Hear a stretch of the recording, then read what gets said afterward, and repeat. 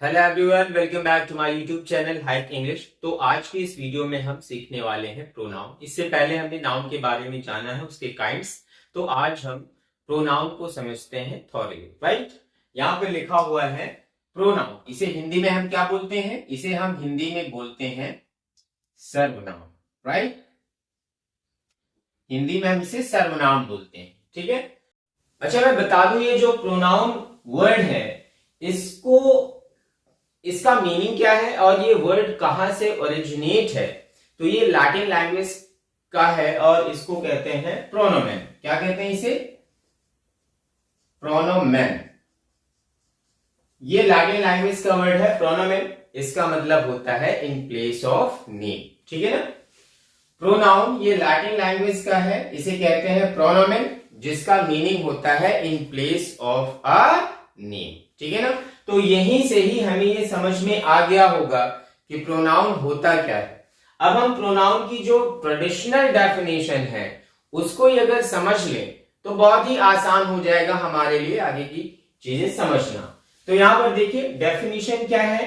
A pronoun is a word which is used in place of या फिर instead of a noun. Pronoun एक ऐसा शब्द है जो किसी नाउन के बदले यूज किया जाता है, ठीक है। उसे हम क्या कहते हैं? प्रोनाउन कहते हैं, ठीक। अब देखिए मैंने यहां पर कुछ एग्जांपल्स लिखे हैं। मैंने यहां लिखा हुआ है सोहन इज अ टीचर और दूसरा एग्जांपल है Suman is a good girl, ठीक है। अब आप कहोगे कि हम इसमें प्रोनाउन कैसे समझेंगे, ठीक है, ये तो नेमिंग वर्ड है। तो अगर हम इसको इस तरह से लिख दें, सोहन इज अ टीचर,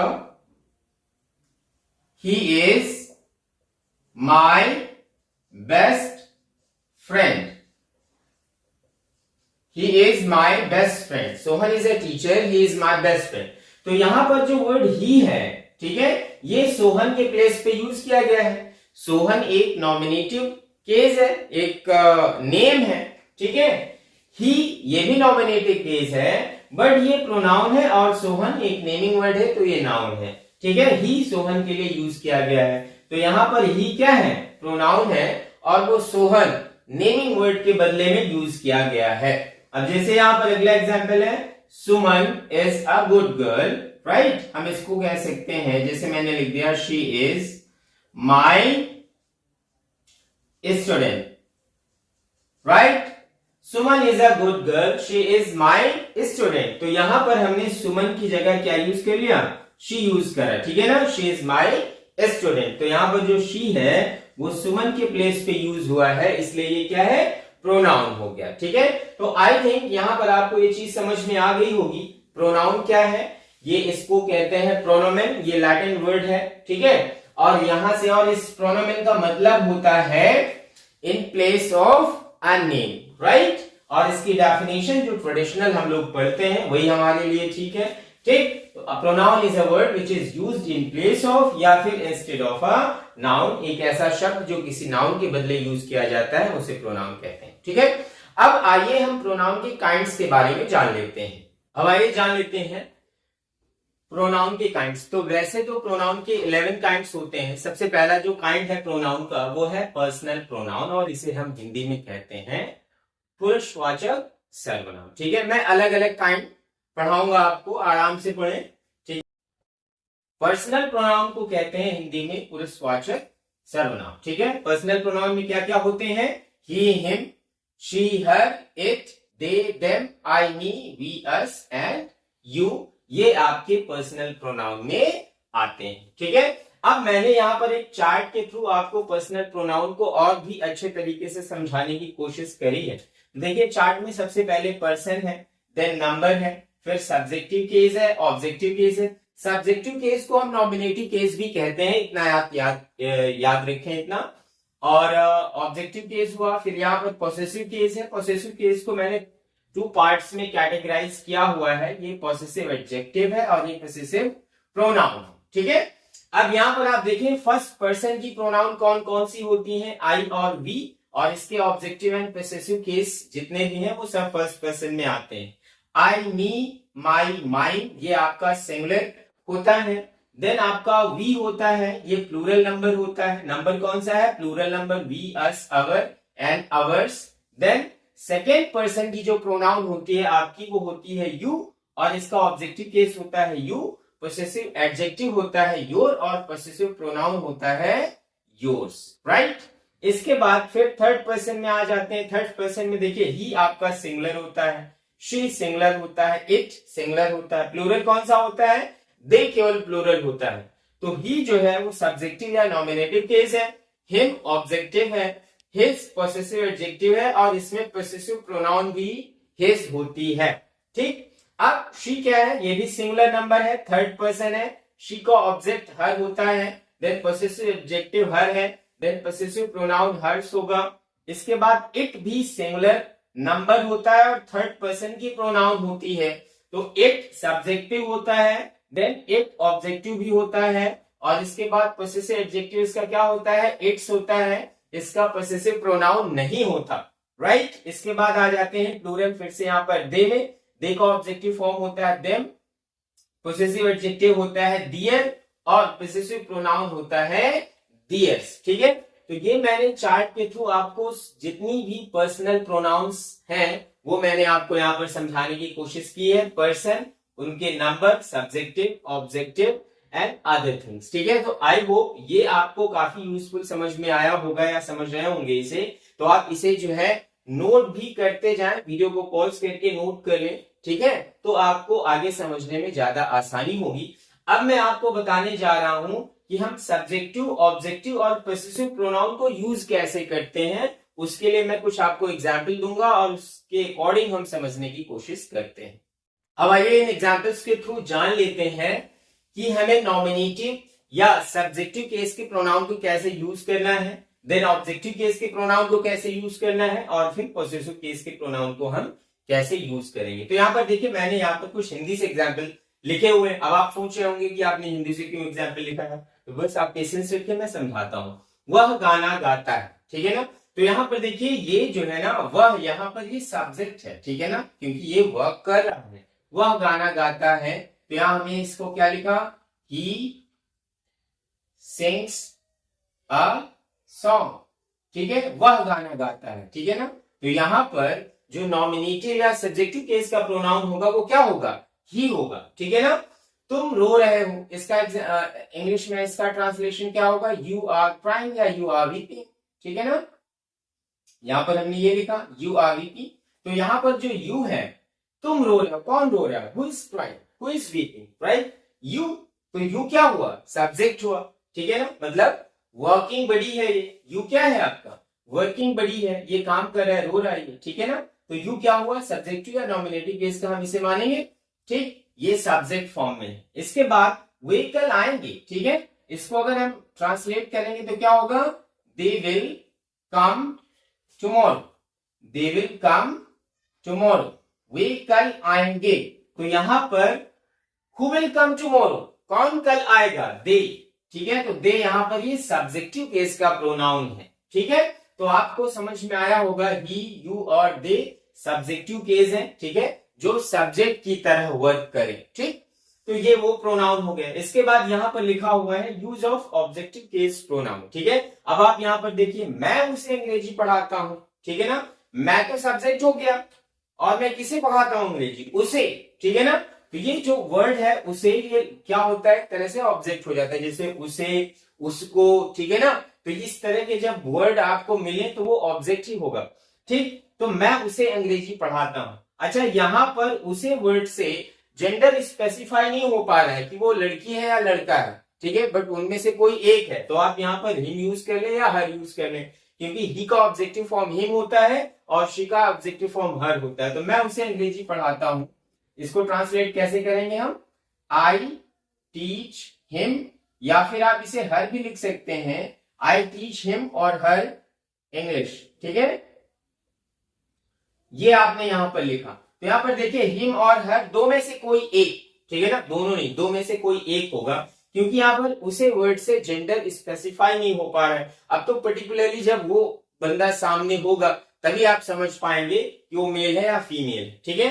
अब अगला एग्जाम्पल है, उसने मुझे कुछ पैसे दिए, ट्रांसलेट करते हैं, तो उसने मुझे कुछ पैसे दिए, ठीक है ना, who gave me money, right, उसने, तो इसका मतलब जिसने पैसे दिया वो सब्जेक्ट है, वो वर्किंग बड़ी है, ठीक है। तो यहां पर ही, यहां पर सब्जेक्ट हो गया।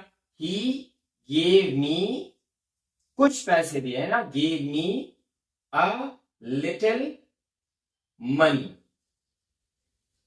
ठीक है। तो यहां पर जो मी है वो क्या हो गया, ऑब्जेक्ट, उसने मुझे पैसे दिए है ना। तो यहां पर जो मुझे वर्ड है वो ऑब्जेक्टिव केस का है और इसके लिए जो प्रोनाउन होगी वो ऑब्जेक्टिव होगी मी। इस तरह से आप समझ लें।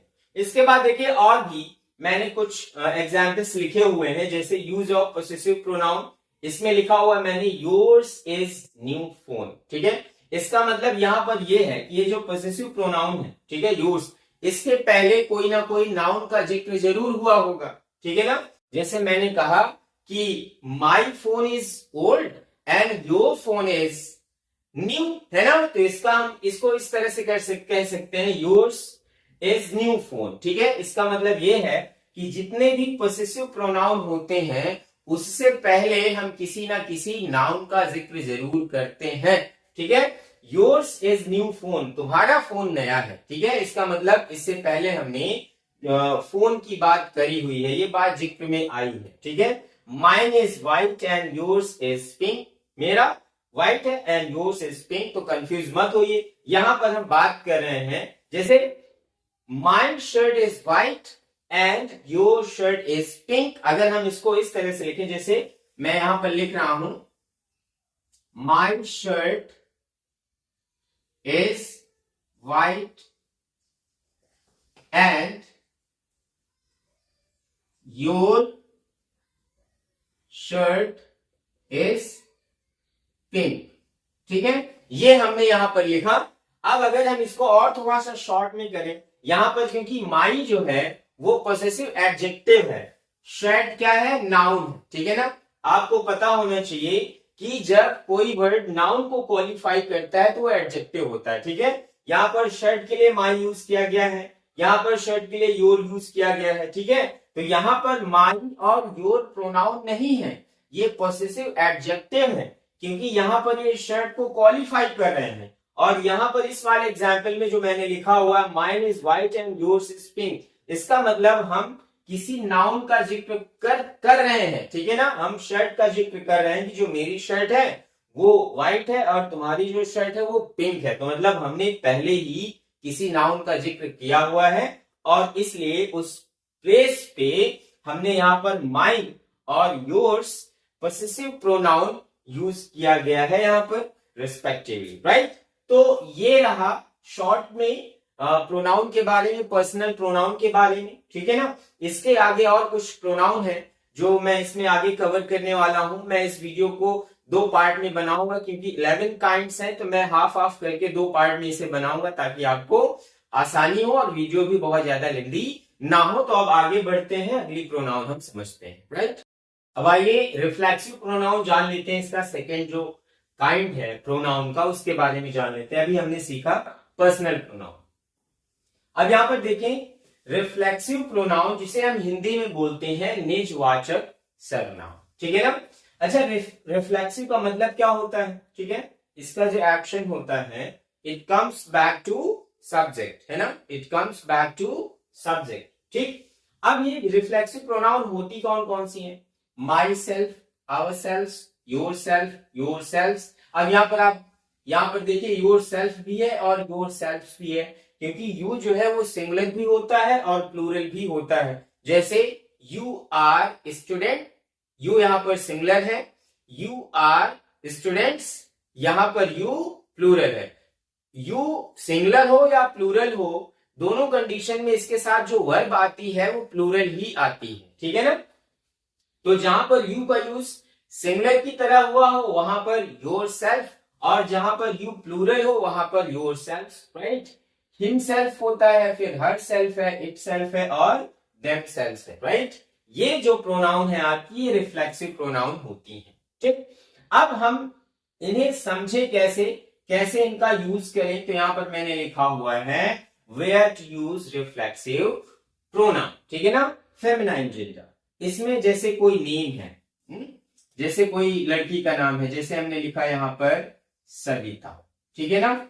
यहां पर हमने लिखा मदर, राइट, या फिर हमने लिखा सिस्टर, राइट, या फिर हमने लिखा यहां पर शी, ठीक, सविता मदर सिस्टर या शी, ठीक। तो ये सब क्या है, ये नेम है, ये आपका क्या है, ये कॉमन वर्ड है, सिस्टर कॉमन है, ठीक है, और शी यहां पर।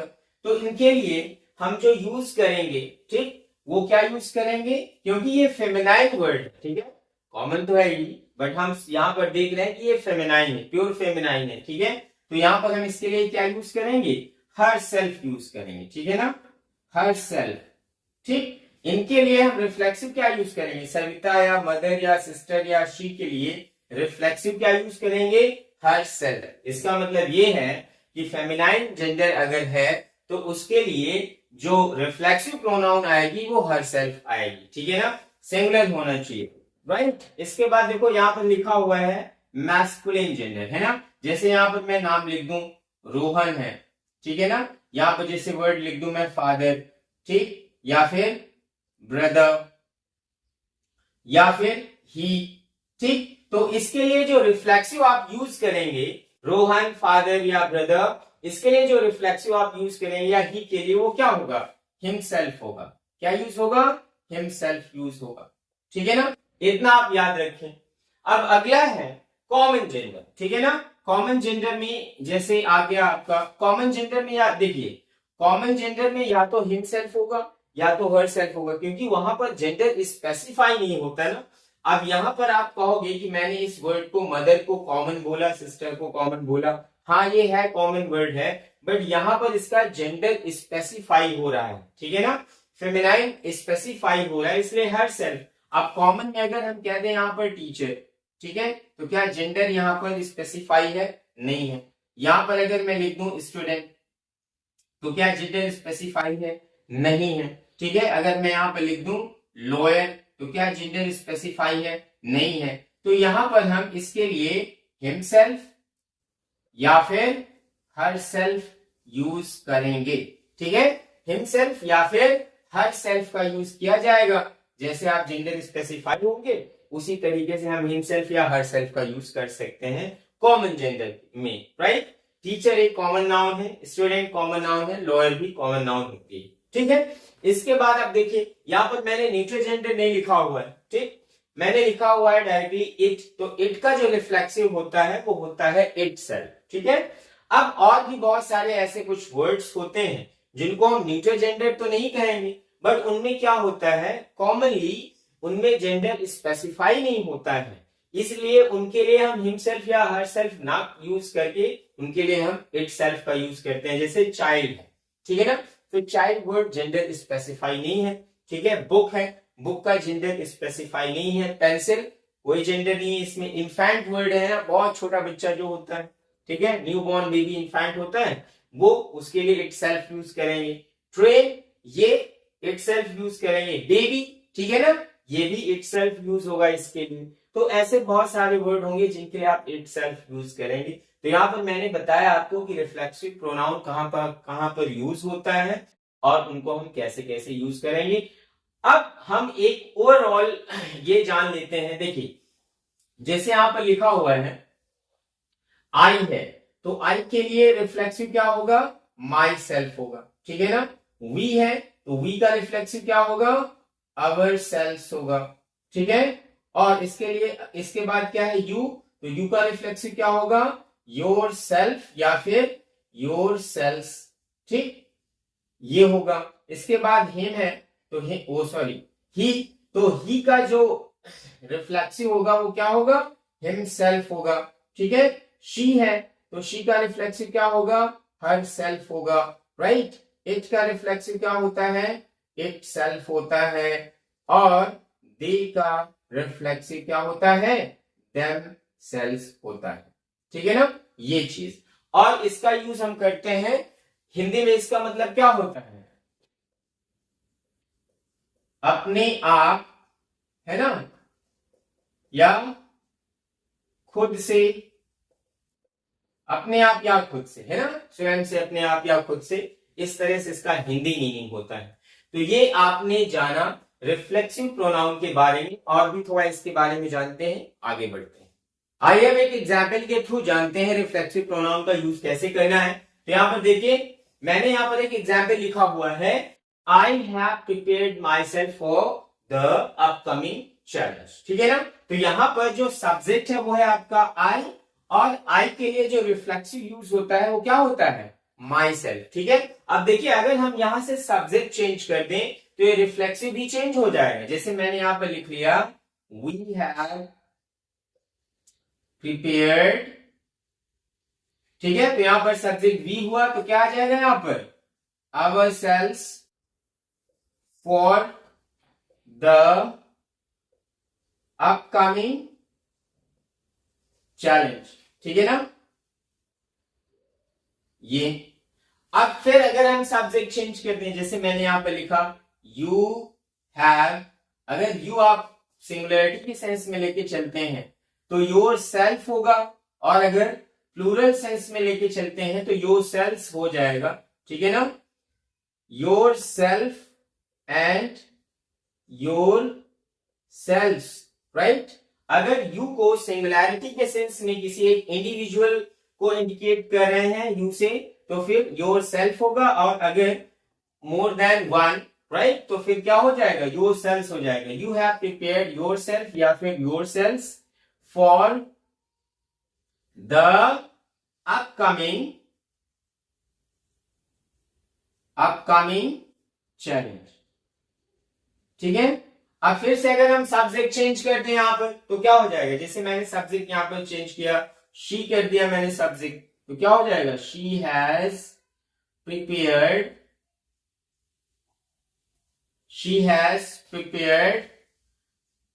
हर सेल्फ, क्योंकि शी के साथ रिफ्लेक्सिव क्या आएगा, her self for the upcoming challenge. ये हो गया, राइट। फिर से अगर हम सब्जेक्ट चेंज कर दें, मैं यहां पर सब्जेक्ट लिख दूं ही, तो यहां पर फिर क्या हो जाएगा, ही हैज प्रिपेयर्ड।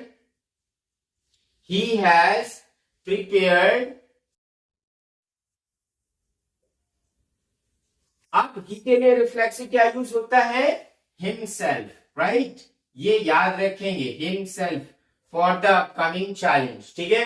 फिर आप यहां पर सब्जेक्ट चेंज करेंगे, दे, फिर हो जाएगा they have prepared themselves for the upcoming challenge. तो जो सब्जेक्ट होगा उसी के अकॉर्डिंग रिफ्लेक्सिव आता है। अब इसका मतलब क्या है, I have prepared my self for the upcoming challenge, मैंने खुद को या अपने आप को अगले आने वाले चैलेंज के लिए प्रिपेयर कर लिया है। ठीक है ना, खुद को अपने आप को प्रिपेयर कर लिया है। तो यहां पर जो माई सेल्फ है, ठीक है ना, ये आपका क्या है, रिफ्लेक्सिव प्रोनाउन है। यहां पर माई सेल्फ क्या है, रिफ्लेक्सिव है। यहां पर फिर आवर सेल्फ क्या है, रिफ्लेक्सिव है। फिर यहाँ per your self and your self क्या है, रिफ्लेक्सिव है। यहाँ पर हर सेल्फ रिफ्लेक्सिव है, हिमसेल्फ रिफ्लेक्सिव है। अगला कोई एग्जाम्पल लेंगे, they have prepared themselves, reflexive हो जाएगा। तो इस तरह से हम रिफ्लेक्सिव प्रोनाउन का यूज करते हैं हिंदी में, अपने आप या खुद से, इस सेंस में। ठीक है। तो आई होप आपको रिफ्लेक्सिव प्रोनाउन भी समझ में आ गया होगा। अब आगे बढ़ते हैं नेक्स्ट प्रोनाउन का। ये सेकेंड काइंड था, राइट, ये सेकेंड काइंड था। अब इसके बाद हम प्रोनाउन का थर्ड काइंड सीखते हैं। अब आइए जान लेते हैं प्रोनाउन का अगला काइंड, जो है एम्फैटिक प्रोनाउन। ठीक है ना, कौन सा, एम्फैटिक प्रोनाउन। तो एम्फैटिक प्रोनाउन की डेफिनेशन क्या होती है वो आप समझ लीजिए। Emphatic pronoun are pronouns that emphasize or intensify a noun or pronoun in a sentence. Meaning क्या हुआ, ये प्रोनाउन ऐसे होते हैं जो किसी सेंटेंस में नाउन या प्रोनाउन को इंटेंसिफाई करते हैं, उसको एम्फसाइज करते हैं, उस पर जोर देते हैं। ठीक है ना। और स्पेशली क्या होता है कि ये जो प्रोनाउन एम्फैटिक, देखो एम्फैटिक और रिफ्लेक्सिव बिल्कुल सिमिलर दिखेंगे आपको, अगर आप उनका स्ट्रक्चर देखें तो वही है, himself, myself, yourself, yourselves, ourselves, herself, themselves. ये रिफ्लेक्सिव भी होते हैं और एम्फैटिक भी होते हैं, बट ये प्लेस के अकॉर्डिंग इनका मीनिंग चेंज हो जाता है। ठीक है ना। अब यहां पर देखिए, ही के बाद यहां पर मतलब मेन वर्ब से पहले वर्ड ये लिखा हुआ है हिमसेल्फ, ठीक है ना। यहां पर आप देखेंगे तो ये मेन वर्ब है डिसाइडेड, इससे पहले ये देमसेल्फ लिखा हुआ है। यहां पर देखेंगे तो मेन वर्ब है विटनेस्ड और यहां पर माई सेल्फ लिखा हुआ है, ठीक है।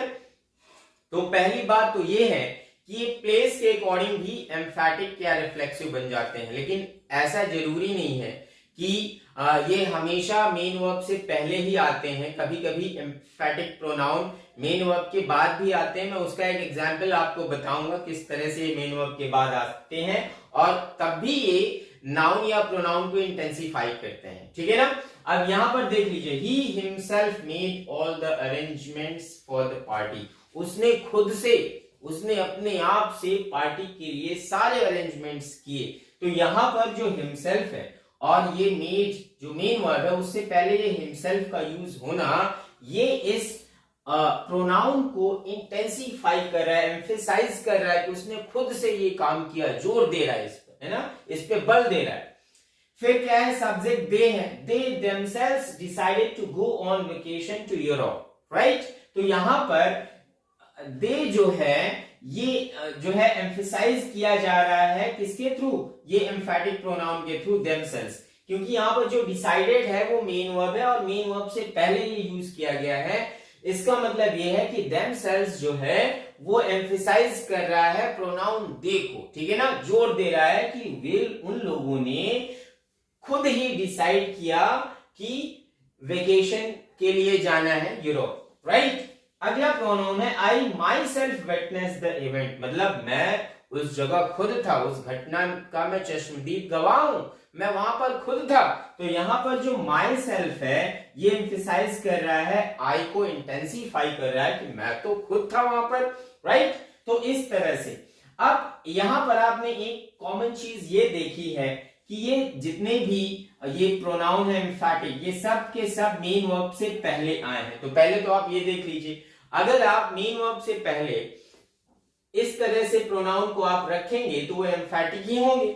लेकिन कई बार क्या होता है, ठीक है, जैसे मैं यहां पर एग्जाम्पल लिखता हूं, जरूरी नहीं है कि हमेशा जो है मेन वर्ब से पहले ही आएंगे तभी ये एम्फैटिक होंगे, ऐसा नहीं है। जैसे मैंने यहां पर लिखा I saw him myself, अब आप इसे क्या कहोगे, ठीक है, वैसे तो आप इसे, क्योंकि ये मेन वर्ब के बाद में आ रहा है, ठीक है, तो आप इसे जनरली आप कहोगे कि नहीं माई सेल्फ तो रिफ्लेक्सिव है, ऐसा नहीं है। I saw him my self, मैंने खुद उसे देखा, राइट। यहां पर जो माई सेल्फ है वो एम्फैटिक का काम कर रहा है। एक रूल होता है जहां पर सब्जेक्ट और उसका जो एक्शन है अगर वो सेपरेटेड है, स्पेशली जो सब्जेक्ट और उसका जो एक्शन है अगर वो सेपरेटेड है, तो वहां पर ये एम्फैटिक प्रोनाउन मेन वर्ब के बाद लिखी जाती है, ठीक है। यहां पर जो एक्शन ऑफ सीइंग है, right, is perform by the speaker, है ना। This action of seeing is perform by the speaker, this is intensified and emphasised, right. तो यहां पर जो माई सेल्फ है, क्योंकि यहां पर जो एक्शन है सब्जेक्ट का या स्पीकर का, ठीक है, वो बताया जा रहा है, उसको इंटेंसिफाई किया जा रहा है, ठीक है। तो यहां पर माई सेल्फ आपका रिफ्लेक्सिव नहीं होगा, एम्फैटिक होगा। तो आप ये जान लें कि जो ये मिथ है कि हमेशा जो है एम्फैटिक प्रोनाउन सिर्फ मेन वर्ब से पहले ही यूज होते हैं, ऐसा नहीं होता है। Specially when the subject and the action are separated, right, then an emphatic pronoun can be used there, ठीक है, वहां पर emphatic pronoun का हम यूज कर सकते हैं। तो ये शॉर्ट में रहा emphatic pronoun के बारे में। लेकिन आप एक शॉर्टकट याद रखें हमेशा कि emphatic pronoun का जनरली यूज कहां पर होता है, मेन वर्ब से पहले एंड सब्जेक्ट के तुरंत बाद, मेन वर्ब से पहले सब्जेक्ट के तुरंत बाद, यहां पर आप emphatic pronoun का यूज करेंगे, राइट। अब हम आगे बढ़ते हैं, फोर्थ प्रोनाउन जान लेते हैं। फोर्थ प्रोनाउन कौन सी है, मैंने 3 काइंड्स आपको बता दी, पहले पर्सनल, देन रिफ्लेक्सिव हमने सीखा और उसी से काफी मिलता जुलता एम्फैटिक प्रोनाउन है, ठीक है। एटलीस्ट स्ट्रक्चर में तो बिल्कुल सिमिलर है बट मीनिंग में बिल्कुल अलग अलग है, बिल्कुल डिफरेंट है, ठीक है। अब हम अगले प्रोनाउन को जान लेते हैं, राइट। अब आइए जान लेते हैं रेसिप्रोकल प्रोनाउन, ठीक है। इसे हिंदी में क्या कहते हैं? ये होती है परस्पर संबंधी सर्वनाम, ठीक है। बहुत ही आसान है, इसमें दो वर्ड हैं, एक है ईच अदर और दूसरा है वन अनदर, राइट। तो ईच अदर का मतलब है ये दो के लिए यूज होता है और वन अनदर जो होता है ये मोर देन टू के लिए यूज होता है। आप समझ गए? ईच अदर का मतलब एक दूसरे, ठीक है ना। वन अनदर एक दूसरे को, बट मोर देन, ठीक है ना। इतना आप याद रखना है, each other for 2 person, one another for more than 2 person, right. अब यहाँ पर कुछ एग्जाम्पल लिखा हुआ है, जैसे Suman and Sulekha often help each other.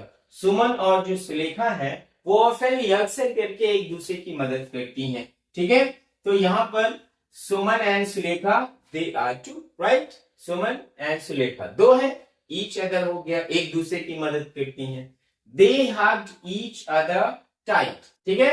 अब यहाँ पर देखिए दे वर्ड दिया हुआ है, हग्ड ईच अदर। अब ईच अदर से ये समझ में आया कि ये टू ही है, ठीक है। ईच अदर अगर लिखा हुआ है तो इसका मतलब ये टू है, ठीक। अब अगला एग्जांपल है parents and children should show love and respect for one another. अब यहाँ पर देखिए parents and children, one another यहाँ पर, तो क्योंकि parents and children they are more than two, right. They are more than two, इसलिए एक दूसरे के लिए हम यहाँ पर ईच अदर नहीं लगाएंगे, क्या लगाएंगे? वन अनदर लगाएंगे, ठीक है। फिर अगला एग्जाम्पल है the teammates congratulated one another, ठीक है ना। यहाँ पर टीममेट्स हैं, ठीक है, वन अनदर दिया है, इसका मतलब जो टीममेट्स है they are more than two. तो ये रहा आपका रेसिप्रोकल प्रोनाउन, जो थोड़ा क्या काफी आसान है। बस ईच अदर टू के लिए and one other more than two के लिए यूज करेंगे। हिंदी में इसका क्या सेंस आता है? एक दूसरे के लिए या एक दूसरे को। तो इतना आप याद रखें। तो आज हमने सीखा personal pronoun, reflexive pronoun, एम्फैटिक pronoun और रेसिप्रोकल प्रोनाउन, ठीक है। आई होप आपको ये प्रोनाउंस बहुत ही आराम से और आसानी से समझ में आ गए होंगे। वीडियो ज्यादा लेंदी ना हो इसलिए मैं प्रोनाउन पार्ट को थोड़ा थोड़ा करके बनाने वाला हूं, ठीक है। इसके बाद मैं सारे पार्ट्स को एक साथ मर्ज कर दूंगा और एक मास्टर वीडियो पोस्ट कर दूंगा। लास्ट में यही कहूंगा कि प्लीज वीडियो को लाइक करें, शेयर करें और मेरे चैनल को सब्सक्राइब करें। Thank you everyone, thank you very much for watching my YouTube channel height English.